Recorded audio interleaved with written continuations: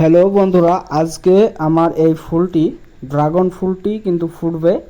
তো আজকের এই ভিডিওটিতে কিভাবে আপনারা পরাগায়ন করবেন ড্রাগন ফুলে এবং ঠিক কিভাবে কি প্রসেসে আপনারা ফুলটির পরিচর্যা করবেন, সম্পূর্ণ ভিডিওটি দেখলে বুঝতে পারবেন। আজকে A to Z এই ভিডিওর মাধ্যমে ফুল পরাগায়ন দেখানো হবে। তো এখন হচ্ছে বিকাল টাইমে কিন্তু আপনারা ফুলটি দেখলেই বুঝতে পারবেন পাপড়িগুলো আলাদা হতে থাকবে। তারপর যখন রাত বা সন্ধ্যার দিকে হবে তখন কিন্তু এমনটা দেখাবে, আপনাদের ফুলটা হালকা হালকা করে কিন্তু ফুল ভেতর থেকে ছাড়া শুরু করবে।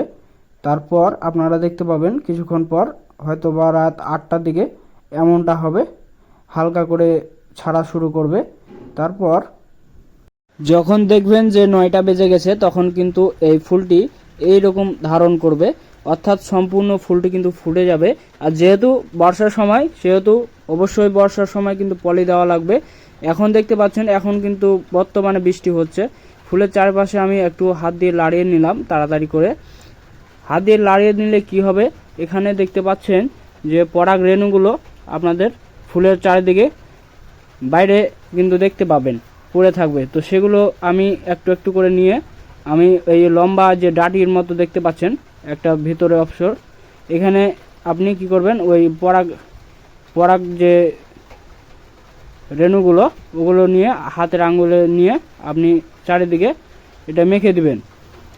তাহলে কি হবে, আপনাদের পরাগায়নটা সম্পূর্ণ হয়ে যাবে।